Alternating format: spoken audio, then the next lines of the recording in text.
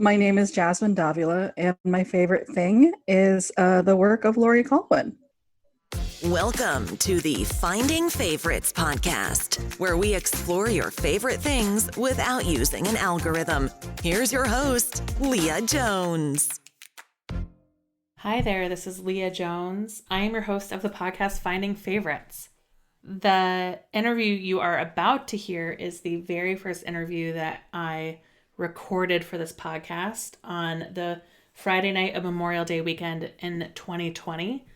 It's with my dear friend Jasmine Davila, and we got together. I gave her the choice between the author Laurie Colwin and her favorite Tom Hiddleston. She picked Laurie, and then we spent a lot of time talking about Tom. So when you hear references to Tom, that we are talking about Tom Hiddleston. I'm so happy that you are giving this podcast a try. It is something I've been thinking about for a while, but took 2 months of quarantine, 2 months of shelter in place to finally solidify an idea that I thought was worth buying a microphone and some mixing software and joining the masses as a podcaster. So please enjoy this interview with Jasmine Davila. This is the very first interview I'm ever recording for my podcast, Finding Favorites. This happened just this week. I wrote a blog post, which I also hadn't done in like 6 months. And in it, I traced how I got from the West Wing Weekly to How Did This Get Made to Doughboys. So I traced my podcast journey in a paragraph, and then that wasn't enough. So I drew a mind map on a giant Post-it note in my hallway. I saw that. I saw the picture rather that you posted of that.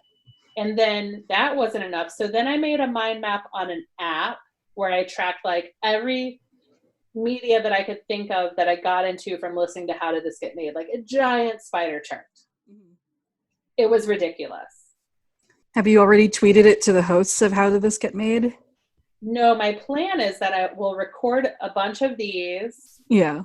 I'll become a new and notable on iTunes. Oh, yes, of course. And then the hosts of How Did This Get Made can discover this and realize it's their number one fan in Chicago who's only a little creepy into the podcast. But generally, I'm a very polite fan. I write thank you notes and I don't touch people. Good. Then a friend of mine from college sent me a DM on Twitter, and he said, I was so inspired by your mind map about How Did This Get Made that I drew my own. And he tracked his journey from Best Week Ever, then to Paul F. Tompkins and Paul Scheer, and how that got him to a whole world of comedy. And I was like, you know what? This is a fun conversation because everybody has a favorite thing that they got to without the help of the Netflix algorithm, without the Amazon algorithm. And you took a winding path to get there. And then after you loved this thing, whatever it is, it took you to a whole new world of media, of art, of fandom. So I was just like, I want to hear from my friends, and in the future from celebrities, how did they find their favorite thing? What got them there? And what did it take them to? So that's where it came from. I think that's a fine idea. Thank you. I think it's a good thing. It's also partly like, person's origin, your guest's origin story. Because everyone fancies himself like, the hero of their own like comic book or comic or a superhero story, so that realizing what it is that you like you really like is so important in figuring out who you are or what you like or what you dislike. Also, I don't know, it just feels a lot more enlivening to actually talk about like what it is that you like or you deeply love, and to try to share that with people, and also try to convince people that this is something they should be invested in as well. Yeah.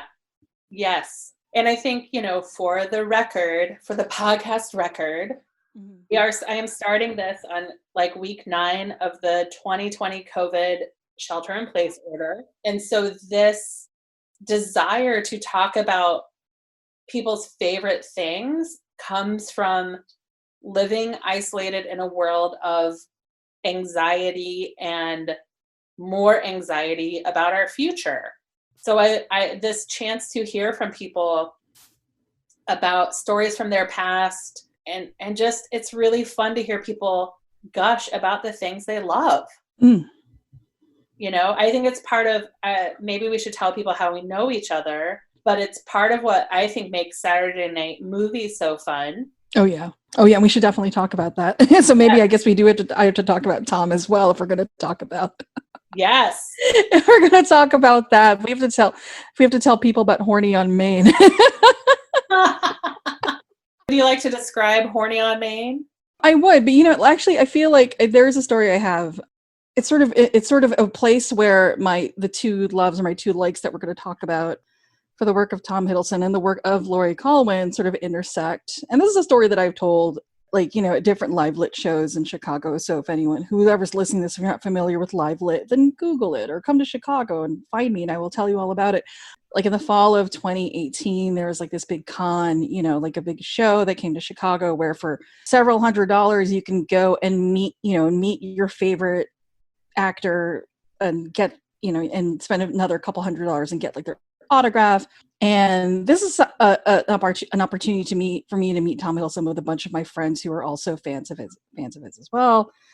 And I remember there being a lot of discussion, like both online and then like amongst my friends, like what we were going to say, what were we going to get signed by him? Put so much pressure on ourselves for those glimpses, right? Because this moment somehow has to. It's just a moment. It's literally it's like the photo was like maybe all like 30 seconds. Like the autograph signing was maybe 90 seconds, if that.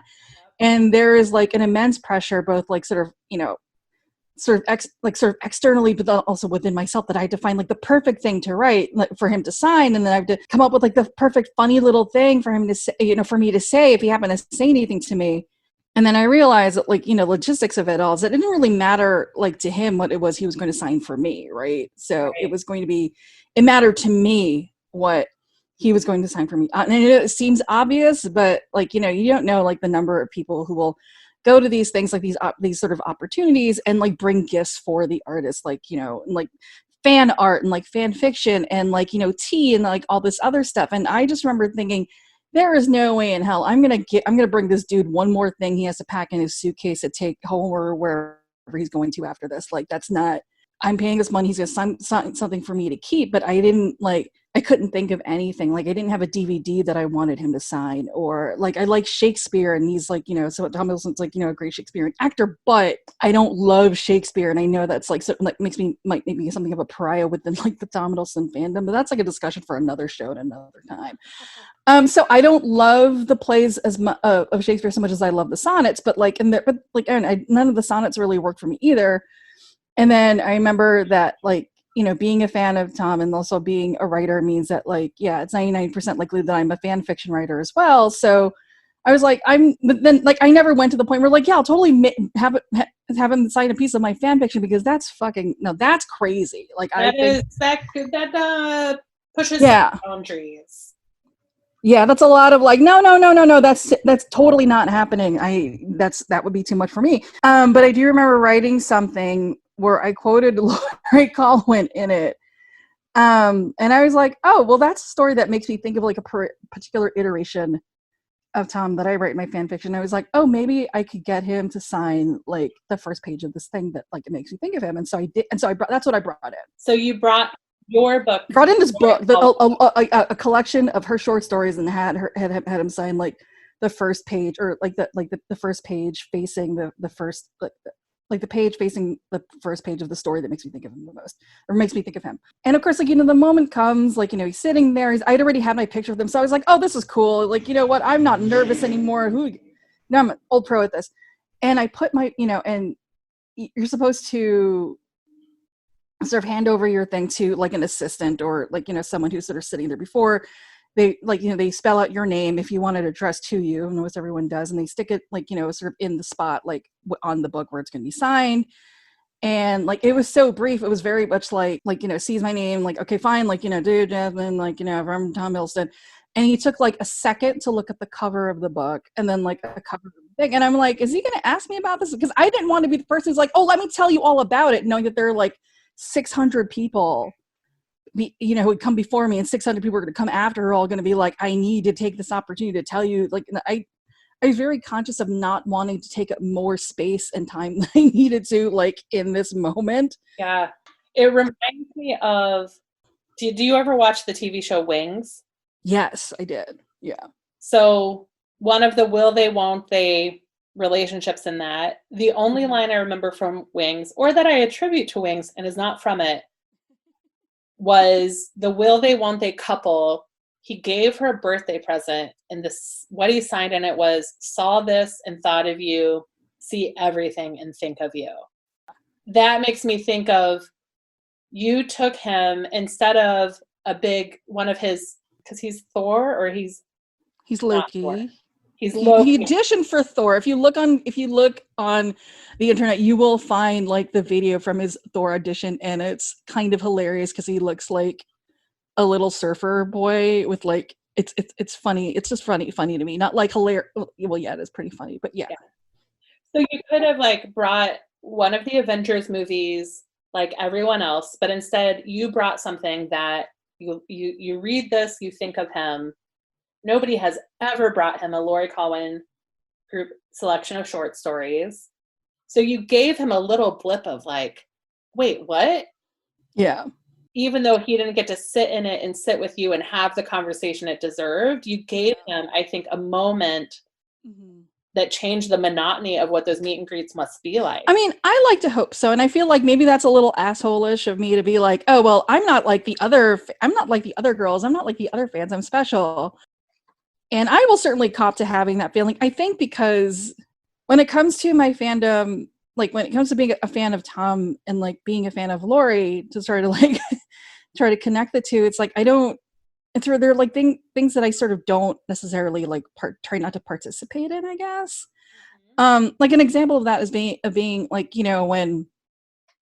when everyone, it seems to me, like in the fandom sort of piles on and sort of like gets into sort of like this weird contest about like if he happens to announce like a new project, for example, I'm going to be starring in a revival of Harold Pinter's portrayal and like on the stage in London. I'm going to do it in New York. And then, that gets announced. And all of a sudden I had no idea that the Tom Hiddleston fandom was full of so many Harold Pinter scholars. You're right. I had no idea that there are so many people who were experts and like had possibly written imaginary theses or could have written theses on Pinter's later work as a as a playwright, just as a writer in general. I mean, he won a Nobel Prize, so I mean, it's not impossible that like there are lots of people out there who are great, who are experts on Pinterest oeuvre. I didn't know that so many of them were in the Tom Hiddleston fandom, though. Yeah, the overlap in the Venn diagram of Tom Hiddleston fans, Harold Pinter scholars. Yeah. I didn't know it was a circle. The overlap only includes like the director of the play. Yeah.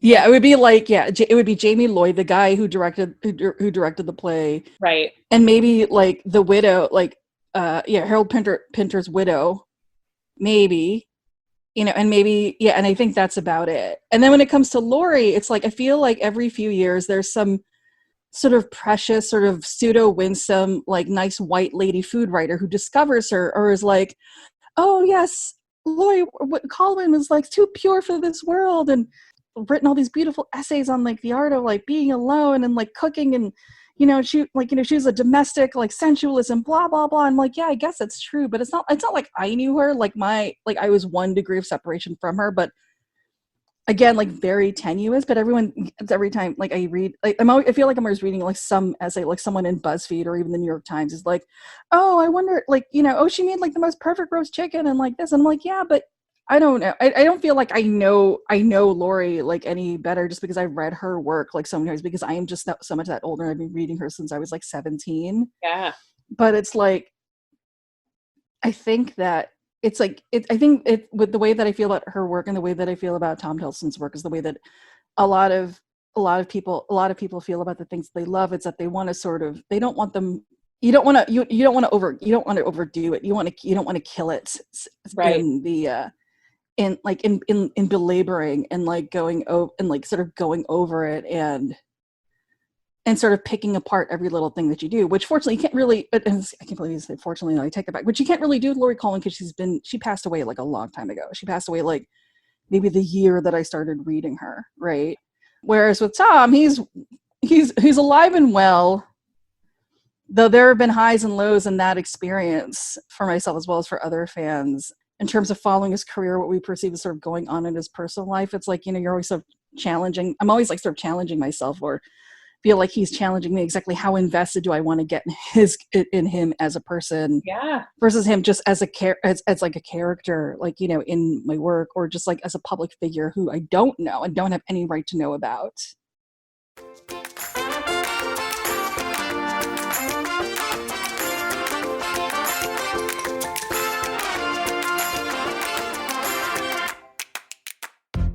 Someone told me about the concept of parasocial relationships. Parasocial relationships are one way. They're the relationships that we have with a character or an actor or an author, that we are getting the benefits of a relationship by watching a show, by following a career, by listening to a podcast. We're having intimate relationships, but they're one way. And so there is a moment where you catch yourself and you are deeply loving an actor or you're active in a fandom, and then you realize, like, I'm involved in a relationship, an intimate relationship. Yeah. Through the things that come in my ears, through things that come in my eyes. And they are involved in a transactional relationship with me. Oh, yeah. Right? Because I pay for that relationship. Like, I pay to attend a live podcast. I pay for a VIP so I can go backstage, so I can get a photograph. Right. And or in my case, I paid, to go to Navy Pier early on a Saturday morning with a bunch of my friends, where we all paid for the same transaction because we're all reaching the same milestone in our parallel parasocial relationships with this guy. Right. And it makes me, and I'm always aware of that. And I think that I've always been aware of that, like even at the very beginning of sort of entering the fandom, like going from being aware and like liking this guy to being like, oh my God, he's my absolute favorite. Like, I want to know everything about him. I want to know everything, what he's doing. And I think I was always aware of that because I came into the fandom at a time right after he had done a bunch of movies. He'd already played Loki twice in the Marvel universe. So are you a carpetbagger to the Tom Hiddleston? I don't know. I think maybe some people would say that I would. Like, I remember hearing about sort of old school fans, like fans who had known about him, who were aware of him, since 2007 or 2008 when he started doing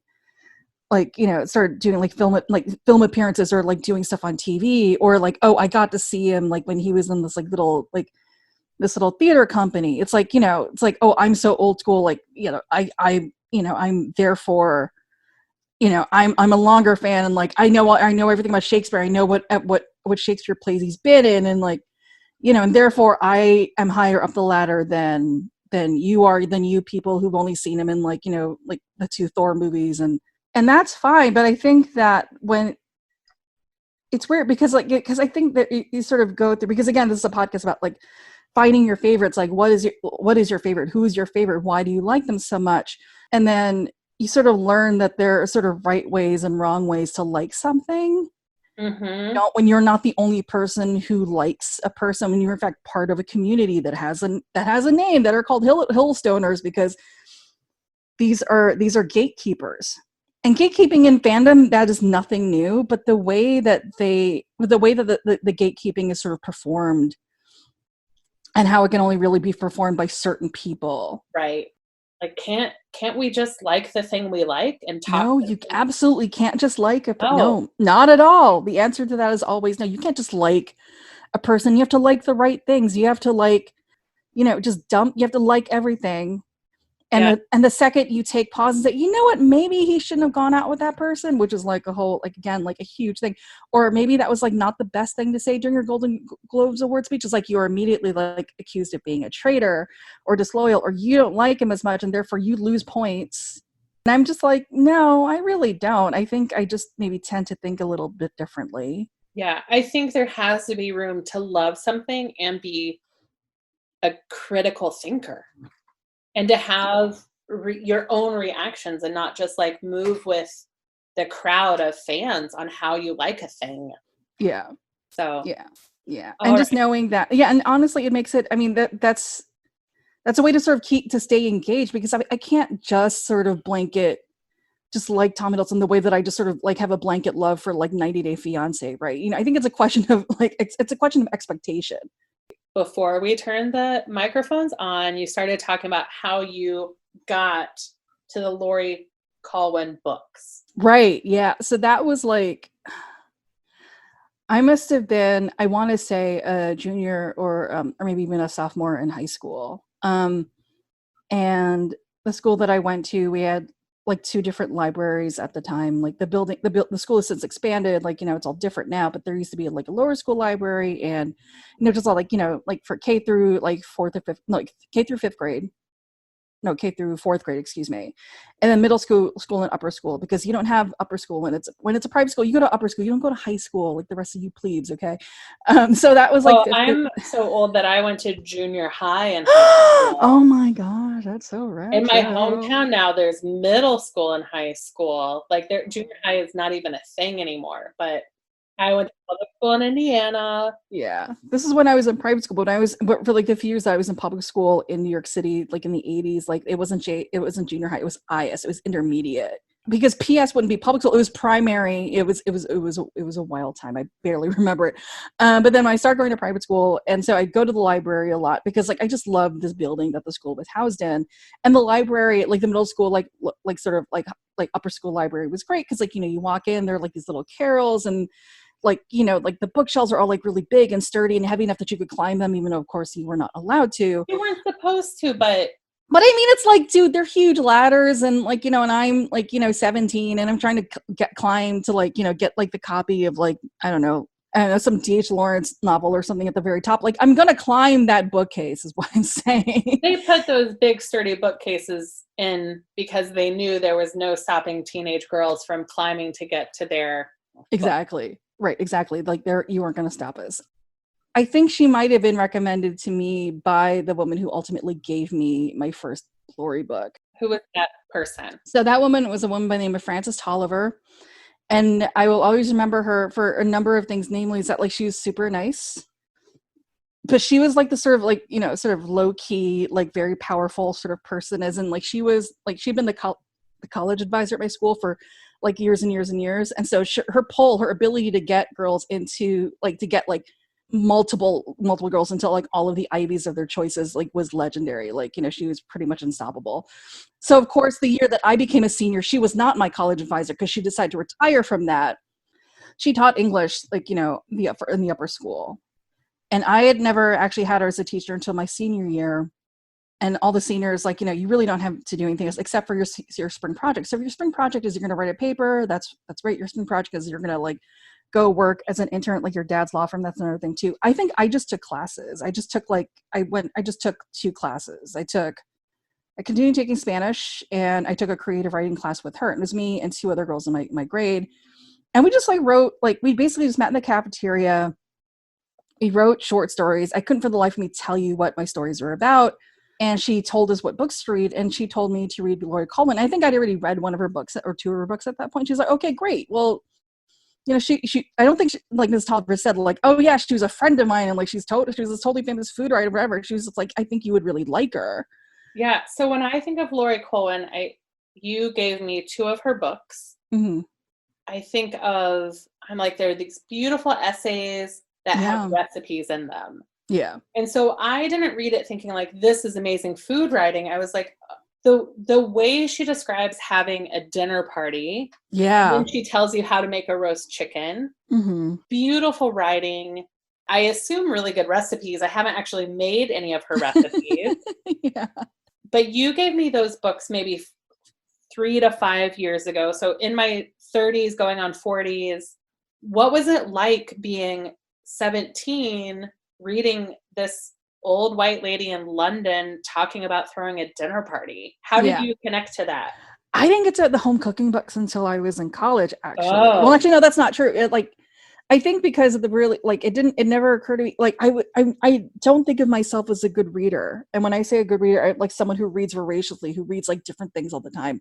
I read the same things over and over again. And I especially abuse it. And I tend to exploit that behavior a lot when it comes to reading Laurie, because I love reading things that are comforting and things that feel truthful and honest, but not unkind. So, which is probably why, for example, I love Beverly Cleary, but not her kids' book so much, because there are these 4 young adult novels that she wrote between years 1953 and 1962, which are just so good. But I don't think anyone ever talks about them because, you think of Beverly Cleary, you think of Ramona and Beezus and her kids' books, and those are great. But I'm like, no. Young adult, yeah, they're called 15, Sister of the Bride, The Luckiest Girl, and Jean and Johnny. Okay. If you read one, read 15, because that to this day messes me up.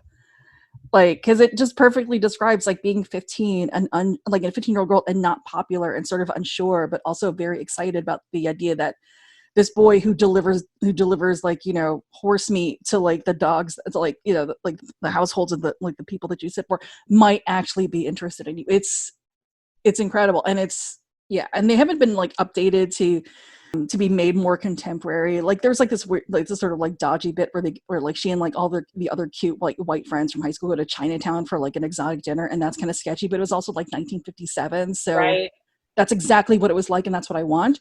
So to go back to Laurie, I think once I got into home cooking, but then even before that, when I was reading Goodbye Without Leaving, which is funny because I sometimes wonder if Mrs. Tolliver gave me that one on purpose, because the main character of that is this white lady in the 60s who drops out of her PhD program at the University of Chicago and becomes a backup singer for a group that sounds a lot like Ike and Tina Turner.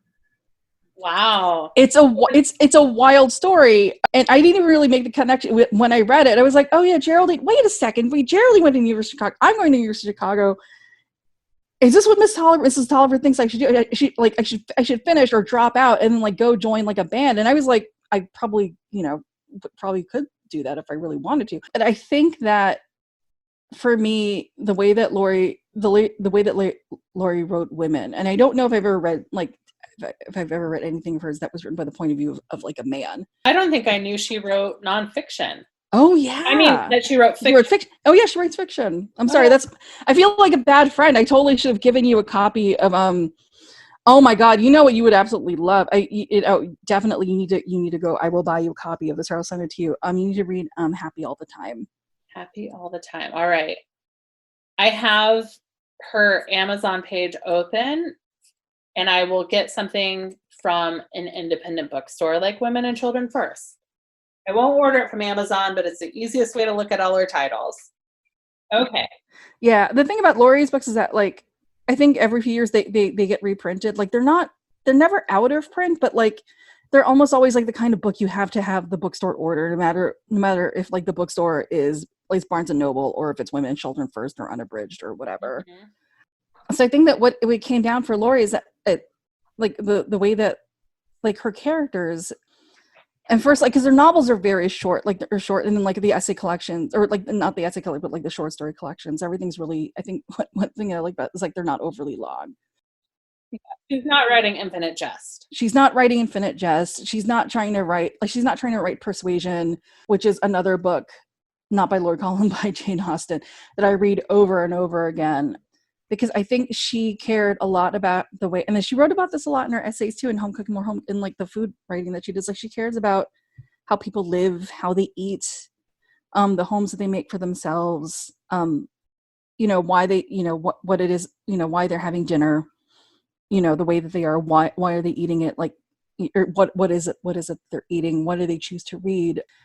And I don't know if I'm making this sound super pretentious, oh yes, every single, all these little these seemingly insignificant decisions, or like, are actually super important because they lead the character. And that's more like, I'm just sort of, she wrote characters that I was deeply interested in knowing, even though they were not necessarily characters that I think it took me a while it took me a while to allow myself to like them and to recognize them and to be friends with them because I was not like, sort of like an upper middle class, like white girl from Philadelphia or from the Upper East Side of Manhattan. Like a lot of the characters were in these stories. Yeah. Yeah. Because when your high school teacher says, oh, Jasmine, you're going to University of Chicago. Mm-hmm. Here's a book about a woman who went there and dropped out to be creative. Yeah. It's hard not to read into that. Is she saying you're making the wrong decision in your life? Yeah. Or is she saying, here's a protagonist who's a powerful woman who went to University of Chicago, and that's going to set your imagination on fire. Yeah. And I think that just got me thinking that people were having ordinary lives and that these ordinary lives are worth talking about. Yeah. Or worth reading about. And so I think that's always sort of what I've looked for in the books that I read now. Like, I don't know if there's like a pattern. I think I'm just sort of in, like, whether it's fiction or nonfiction, I'm always interested in sort of what I would call like ordinary people, like people who are not heroes. Like when people, like, when their memoirs that get published about people who beat like seemingly impossible odds or, did all these things to like, come back from your death. I'm like, yeah, that's good for them. Because I think and part of it could be because I'm a hater, as you all know. I do know that. But also, I think that I have a problem with people who sort of, whether they mean to or not, sort of end up inspiring others to do better. I'm always a little wary of heroes, people who seem to sort of slip a little too easily into that role. Yeah.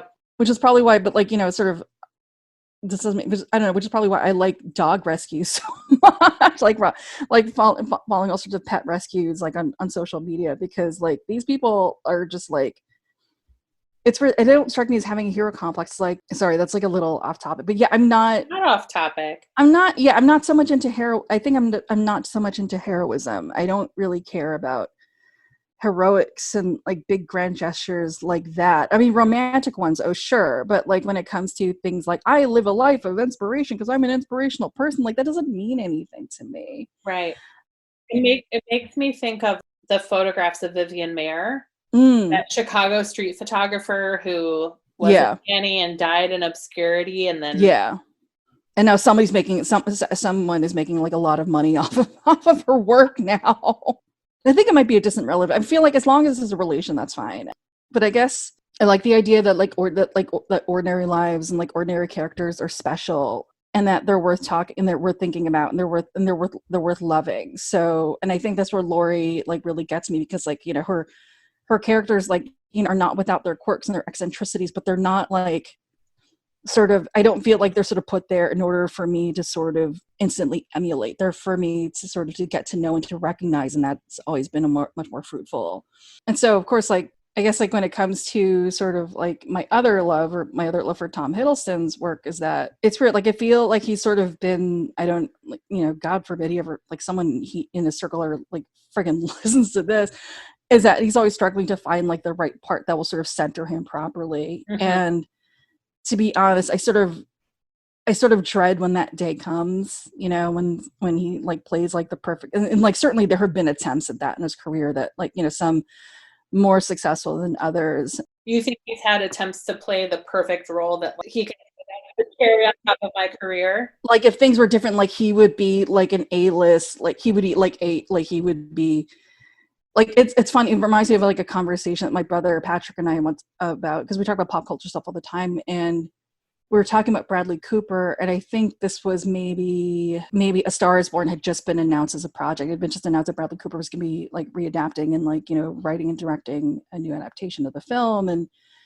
Lady Gaga was going to play the lead after that part had been sort of vacant for years. And I think my brother started it. Like he was like, I think that feels like the sort of thing that he's like, Tom's a really good actor. He's like, the things that I've seen him in, even the Marvel movies, like he's clearly just sort of like at a different level. But why is it that like, sort of outside of the Marvel universe, like, you know, his successes or like his sort of visibility in certain roles have not been as good. And I'm just like, maybe, and I just remember thinking like, it's not for question of talent. Maybe it's just like, he's not getting the right scripts. Or I think he actually once said, like once in an interview, in a couple of interviews, that for a while, like it felt like whenever he was getting scripts, these were clearly scripts that had been rejected by like Benedict Cumberbatch or like Michael Fassbender or guys who were just like a little bit ahead of him or a little bit older. Right. Maybe not necessarily more talented, just sort of like a little more ahead or a little more out there. Like, you know, like Benedict Cumberbatch, like, you know, he played Sherlock, and Michael Fassbender, you know, got into the X-Men movies, like, you know, just a little bit ahead of, you know, sort of like the Marvel universe sort of taking off. And so Tom is like the more affordable version. Yeah, which is a weird thing to say, because it seems like it seems like you don't want to like go to the next but he's like, oh, he's like the budget Michael Fassbender. It's like, right. Or like the off-brand Benedict Cumberbatch. Like, he's not, like, I think he's like a much better actor than those two guys. I think that. But do you think perhaps he has said, I'm going to take my Avengers money, and I'm thinking of Daniel Radcliffe from Harry Potter. Right. He doesn't have to make any commercial choices for the rest of his life. Probably not. Has Tom made enough money on Marvel, right, that he can just make art? I think that by this point he has, and this is something that I've discussed a lot with like my friends within the fandom, with my brother as well, is that I think that, and sort of that they were taking a big gamble on the first MCU movie, which is Iron Man, because at the time Robert Downey Jr. had only been a few years out of rehab after hitting rock bottom. He had appeared in one movie, which I still haven't seen, by Shane Black and Jon Favreau, you know, who directed and I believe also wrote the first Iron Man movies, as well as subsequent ones. And he's sort of, I guess, like renowned or sort of known in Hollywood for like when he gets like sort of fixated on casting a person in a particular role, like he will fight like super hard and like will be immovable. And so the first person he was sort of known to be like that was Robert Downey Jr. to play Tony Stark, to play Iron Man, right? Wow. And so Downey Jr., like, you know, he's just, you know, spoiler, if you haven't already seen Endgame, Iron Man dies in that one. But this is like, 10 years since the first one. But as far as you know, like, you know, because he was so successful, and I guess he was really good at negotiating his contract, Robert Downey Jr. has made a lot of money. So like, he's definitely the kind of guy who's like, I don't ever have to like take another paycheck role ever again. Right. And then coming in right after him, I think it's probably Scarlett Johansson. But I think when it comes to sort of like some of the other Avengers, like Chris Hemsworth supposedly has made a ton of money because he has like his own Thor movies. And I think Tom was sort of like, I think when it came to getting paid, like, I don't think he quite got as much as like the other Avengers, because like, you know, he's sort of a supporting character. He just unexpectedly ended up being like the scene stealer for a lot of people definitely in like, at least in the Thor movie, and definitely in the first Avengers movie, where he was the villain, and he was like very charismatic, and like you couldn't help but like him, even though you know that he was like the bad guy, and he's just so cute, and oh my god, he has that fancy posh British accent, and like, you know, all this other stuff. You're saying he might not have made us fuck you money yet? No, I don't think that he made his fuck you money until he signed a deal with Disney Plus. So they all went to Atlanta, I guess, like in January, February, to start pre-production. Like the show is going to go into production like the summer, fall, and then air on Disney Plus next year. But then coronavirus happened and everyone's in quarantine. So as far as I know, all those guys, including Tom, are still they're all under stay-at-home orders in like the greater Atlanta area. So they can do whatever they want. Georgia doesn't care. Yeah, exactly. Right, exactly. But yeah, I don't think he made any real. I think he made money. Maybe he got bonuses from like his appearances, you know, after the Avengers, certainly. But then if you saw like the third Thor movie, like he was in it, and like the other Avengers movies, like he was in them, but he wasn't in them a ton. Like his character got killed off. So I think it's more like, there's no way that they could possibly justify paying him like $25 million for like a 15-minute appearance in like one of the second to last Avengers movie, right? But they could renegotiate with him and give him a producer credit with the potential of making more money and doing it with Disney. Like, you know, if he hadn't had I think if Loki hadn't happened, the TV show, I think most likely he'd still be sort of hustling or like either working to try to do more production, like producing stuff, or sort of still trying to find like a franchise like he did like famously 4 years ago when he was very publicly sort of in the running to assume the role of James Bond after Daniel Craig retired. But that sort of coincided with some personal choices that might have actually ended up completely defeating that whole thing. And I think that to some people, both within the fandom, like especially in the fandom, were like, oh, he never came back from that. Like, you know, I can't forgive him for that. I can't ever be friends, be like not friends, but be a fan of his ever again because he did that thing. And I'm like, yeah, I get it, but also get over yourselves. Yeah. All right. So I'm going to wrestle you back to Laurie. If you insist. Sure. I insist. To Laurie. I mean, maybe we should have just accepted from the top that you really wanted to talk about Tom. I know. It's like, it's weird. I don't mean to yelp, but it's funny because I always feel like I'm in denial about wanting to talk about him all the time. No. But I think, but it's an interesting time because like, you know, because I think the first year that I wrote fan fiction, I wrote so much and then it just started going off less and less and less. And not because so much of like what was going on with him, but so much what was going on with me. So when I got really sick at the end of 2018 and I was like, oh gosh, I don't know. Like, I'm sure I'll write something and, you know, and we'll just see how I feel. And I remember telling people who read me, it's not like I have a lot of readers, but the people who do read me, like, you know, are very dedicated and I can't thank them enough for just like, what's going on? And I was like, so I got a little cancer and I got to focus on this. Got a cancer. Got a little cancer. And I had surgery and I had radiation, but I don't have like the energy or the inclination to do anything, let alone write fan fiction about this dude. Yeah. And so, yeah, I can't believe it's taken me, and it's been so spotty. And so I wrote something this week, and I was like, I don't even know where that came from. Maybe it's finally, it's just, maybe it's being unemployed now as well as feeling. I think the first 8 weeks of the quarantine or stay-at-home order, whatever we're supposed to call it, the first 2 months, we were just marinating in our own stew. Yes. Like, we're home. You and I both are single women. We live alone. We are very connected digitally, but very isolated physically. For sure. From our people. You are isolated from all the fur friends. Yes. Like all the puppies and kitties around the city who love you. Right. Which is so hard. And I feel like after 2 months, we were both like, fuck it. I got shit to say. Yeah. I have a podcast. I need to write. Like it's been baking for 2 months of this fucking quarantine. Yeah. I think Horny on Main was just like part of it, like the movie series. Yes. So yeah, so I guess to explain to people who are just like, what are these two horny old ladies talking about? So we're not old. We are very cool Gen X single ladies. We're in the together. Let's be honest, they're your friends, not mine. But I consider them my friends. Yeah, they are your friends. Together every Saturday night to watch the movies that made us horny when we were younger. Yeah, and so I thought that like Young Guns and The Lost Boys, which we watched last week, were interesting because like it sort of brought us back to being teenagers. But I also remember like not being super into like Kiefer Sutherland in particular when I was that age. And also I had never seen Young Guns, which is the movie we watched 2 weeks ago before, and that was a shit show, but an enjoyable shit show. I can see why like it did so well at the box office. I am the one who brought Lost Boys and Young Guns to the group. Yeah.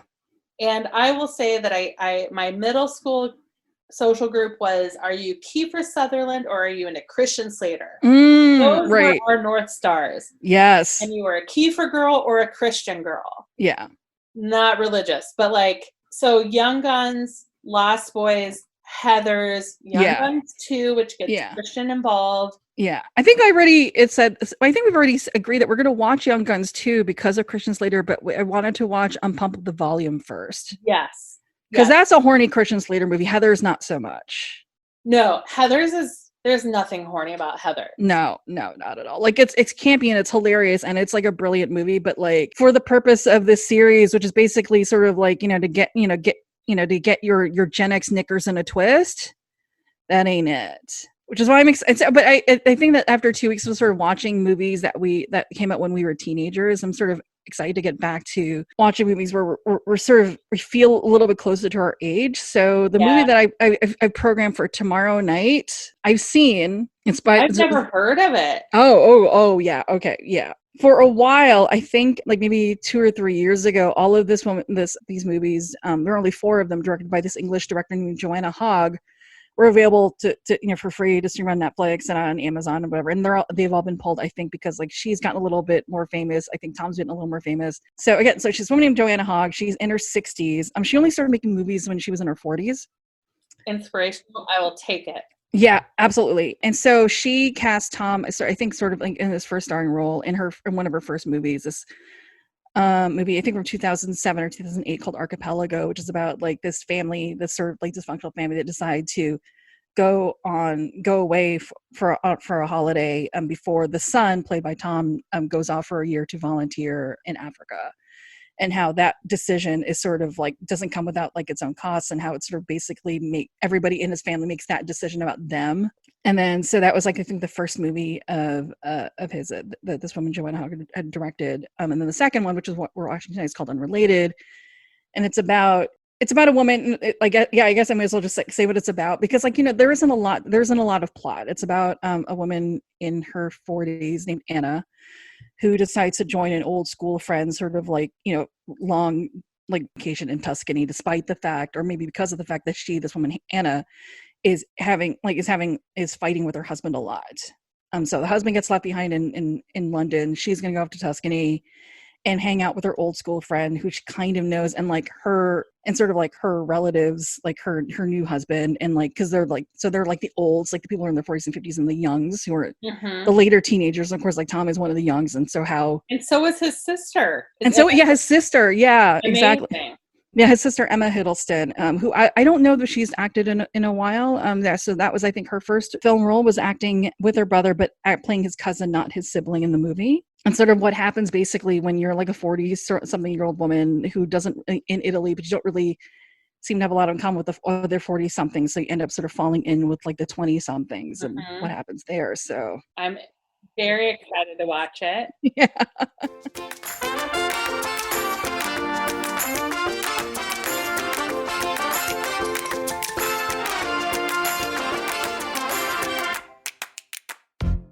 I am going to pull you back. I know. Sorry. I keep going off on tangents, and yeah. There's no apologizing for tangents, because that is exactly, like I got to this podcast from drawing a mind map of like, if I thought, how did this get made in the middle? What are the movies I've watched to go to live shows? What is the TV and movies I've watched because I like Paul, June, and Jason? Right. Mm-hmm. What are the things I've started watching because they had a guest who I really enjoyed, like Nicole Byer, who now I watch Nailed It, and I listened to 3 of her 85 podcasts. I can't believe she has so many podcasts. So many podcasts. She's the queen. So the tangents are part of talking about your favorite thing. If it was your favorite thing and you're like, no, here is the 3 things I have to say about it. Well, that's not interesting. Yeah. One of the things that you are known for in Chicago is you are involved in the live lit scene. Right. Storytelling. You are both often asked to be on the bill, but you produce a show called Misspoken. Right. I'm curious if there's any connection in your mind between being given, Laurie Colwin, these essays about ordinary lives, fast forward to the stories you tell in Live Lit in Chicago, which are the stories of, you don't tell stories about becoming a hero. You tell stories about your life. Right. You tell stories that make me cry. Your story about being when you became an American citizen right before the election destroyed me. But the answer can be no, but do you see any connection between Laurie Colwin's essays and how you participate as a storyteller or producer of Live Lit in Chicago. I think it definitely affects not just the stories that I tell, but the stories that I want to hear, the stories that I want to program. Notably, like first, like sort of seeming like, I think first of all, when it comes to sort of figuring out what the themes are going to be, the themes, of course, for 2020 have been completely shot because of the pandemic. But so I've only been co-hosting Misspoken since the end of 2016. Carly Owishi left the show. She was one of the co-founders. And I co-hosted it with Rosamund Lannon until the end of 2019 when Rosamund left, because she had stuff going on in her life, which is the same reason that Carly did. So I've been doing it on my own, but the process of sort of figuring out the themes has been the same, where you sort of sit down and maybe a word or a phrase comes to you and you write it down and you think about it. And then it's December of that year and you realize people are wanting to know what the themes are for the following year. And I think because in the first 2 or 3 years of the show, you'd sort of gotten rid of the big ones, like the ones relating to body image, like boobs or having your period or having a vagina, or miles or sex and sexuality, or relationships, like getting married, or your first breakup, or your last breakup, and all that stuff that had already been covered. And we were already at the point where there were certain topics where we could sort of file under categories like body image and being a creator or an artist, or society. It was sort of categories on Jeopardy. And so I think that I got pretty good at sort of figuring out when we'd come up with an idea for a category, be is this something that we haven't already done? Right. And if it is something that we've already done, does it mean that we're going to do it again because it works so great the first time? Or are we going to sort of tweak it to make it a little more interesting, right? And so I think for me, when it comes to certain topics, I don't like leaving them so open to interpretation that people will just come up and pitch whatever they want to pitch. And of course I always say no, but then I always get really cranky when they pitch things that I didn't want to hear in the first place. Right. And I think that for me, it's I think I want to hear stories that I want to hear boring stories almost. Cause I think that what it comes down to is I'm always sometimes I'm always more interested in the person telling the story than the story itself. Because I'm not going to be a jerk and say, oh yeah, we've had people in the past who were super interesting. They told boring stories. It's you know why? Because I've been that person. I know that. Yeah. That for me, it always comes down to, who are you as a person? Who are you as a storyteller? I don't have to like you, but I have to be interested in hearing you tell the story for the next 5 to 10 minutes, because that's that's time that you're taking from your life to tell me the story. And that's time that I'm taking out of my life to listen. So it should be compelling. It should be interesting. It doesn't have to be super exciting, but it should be a story. It should have a beginning and a middle and an end. Yeah, it can have a beginning, middle, and end without a call to action. Exactly. Right. It doesn't have to. I mean, if it is, that's great. But otherwise, that's not something that I necessarily look for. Although there have been times where I felt like people have gotten up and basically just sort of done a campaign speech. I'm but I also feel like that was something that I needed to hear at that point. And I knew going into it, that's what they were going to say. That's sort of why I booked them. Right. I think you might be talking about me. Yeah, I might be talking about you, and that's fine. I definitely want my election one last year. I was get up, stand up, put your hand. It was really very much Inga Muccio, that self-protection kind of a speech. It was a stump speech. But I also feel that sometimes that's what people need to hear, especially the people who roll up to the Gallery Cabaret on the last Wednesday of the month. It's it's friends and people that we know and people that we like. But sometimes those people need to be prodded a little bit and told hey, get the fuck out of your seat and do something. Right. And I'm not that person, because I'm always the first person to be I'm going to go, you all do your fancy important stuff. I'm going to go lie down. I'm going to not, just because that's how contrary I am. So, but it's but then even times like that, when when you've got someone sort of speechifying or sort of get on the verge of issuing a call to action, that's still comes from an ordinary sort of normal place. It comes from a desire. Yeah. It comes from the need to participate, to make yourself heard, which is something that I think a lot of people take for granted, And so people need to hear that shit. They need to hear every once in a while, you need to go vote. Yeah, I know. No, you need to hear this from me. And these are the stakes, right? Sometimes you need someone who who you trust, like Laurie or like, or Leah, or sometimes even a Tom if he's in the right role, to say like, this is what, like, this is the story. This is what happens if you don't do this. This is what happens if you do this. And I'm not saying you should, but please go do this already. Yeah.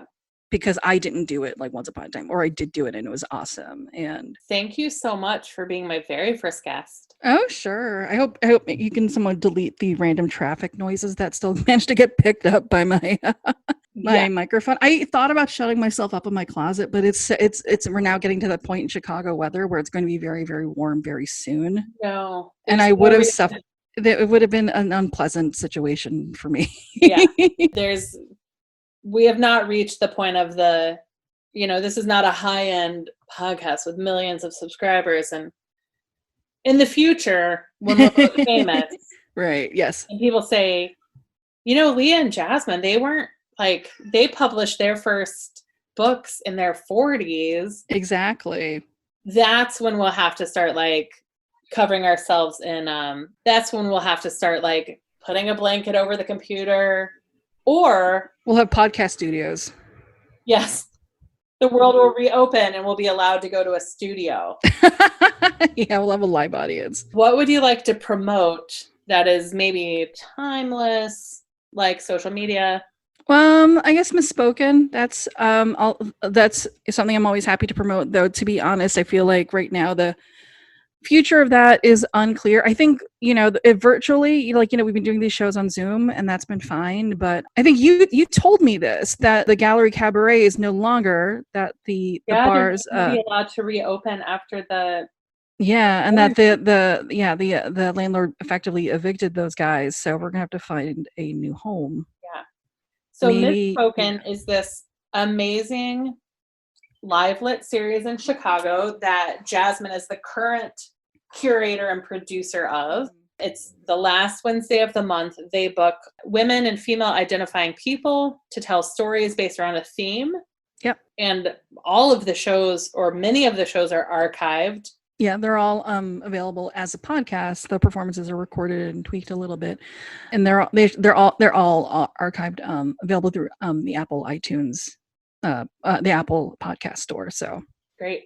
And how can people follow you on social media? On social media, we can be found on Instagram and on Twitter, our handle, and on Facebook, and our handles for all of those is Misspoken Shy. So it's Misspoken Shy, as in Chicago. Yeah. What about if people wanted to follow you?